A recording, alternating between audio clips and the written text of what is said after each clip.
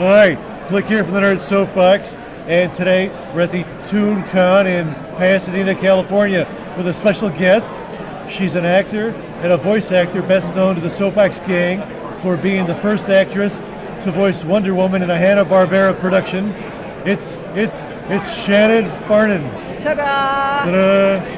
How are you? How are you? It's so nice to meet you, Flick. Nice to meet you. Oh, thank you. How's your con so far? Oh, it's fun. I love yeah. being in Pasadena. It's so close to home. That's great. That's great.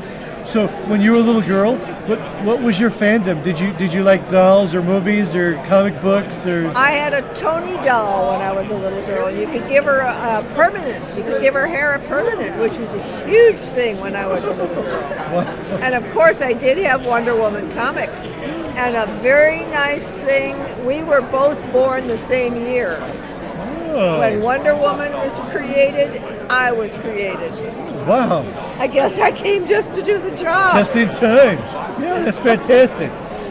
Okay, so you started out as an actress in front of the camera. I did. Yeah. You appeared in some of my favorite things of all time.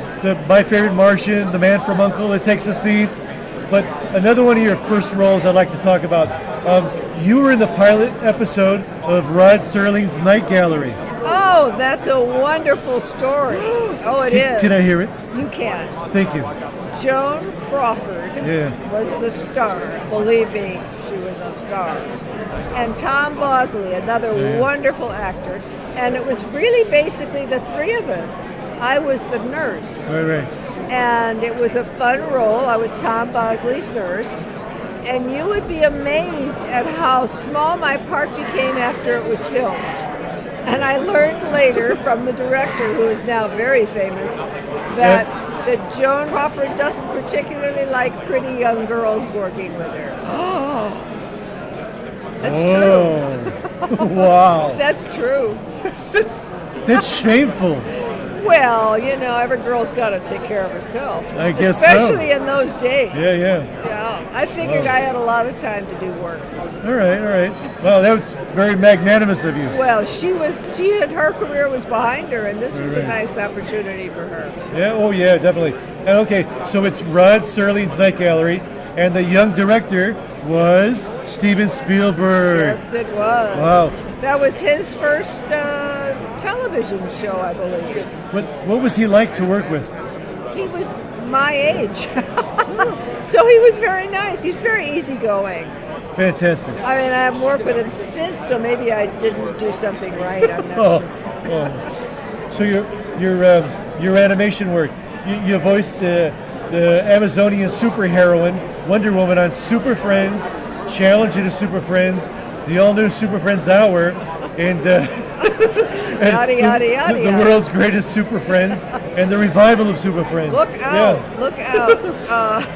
It was a really fun job. Yeah. And portraying and creating a character that was so wonderful for women in the world, little girls and women, was a real joy. I felt a great responsibility.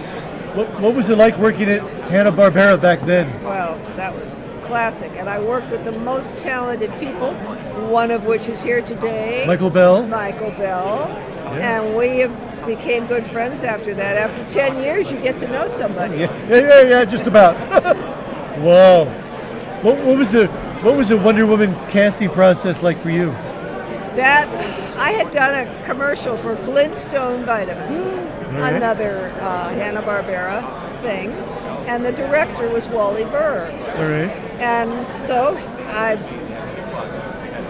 along came a day when I got a phone call from my agent saying I'd like her to come in to audition for Wonder Woman. I said, what?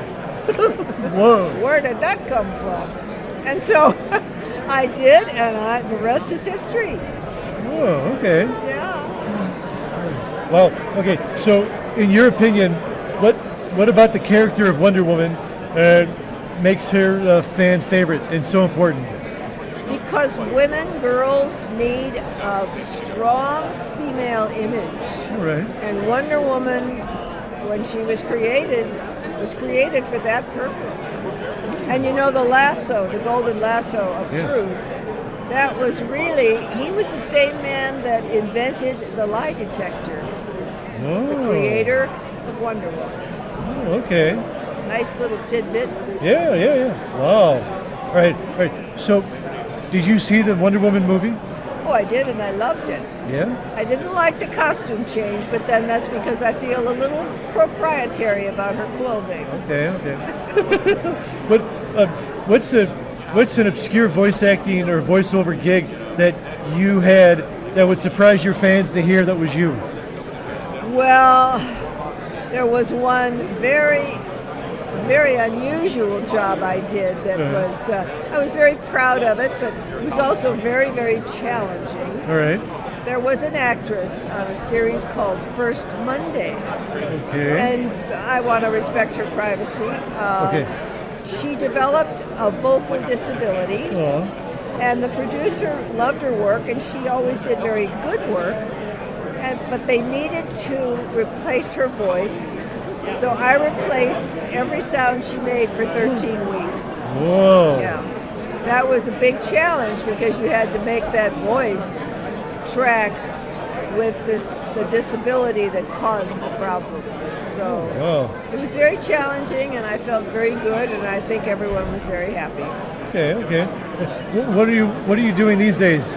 Well, I play a lot of tennis. All right.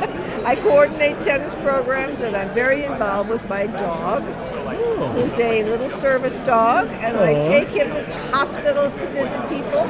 That's fantastic. And senior citizens residents. Wow. And what's the doggy's name? The doggy's name is Mac. Okay. M-A-C. All right. And he's adorable. Well, as adorable as me? Maybe not. I mean, it's hard to top you, Flick.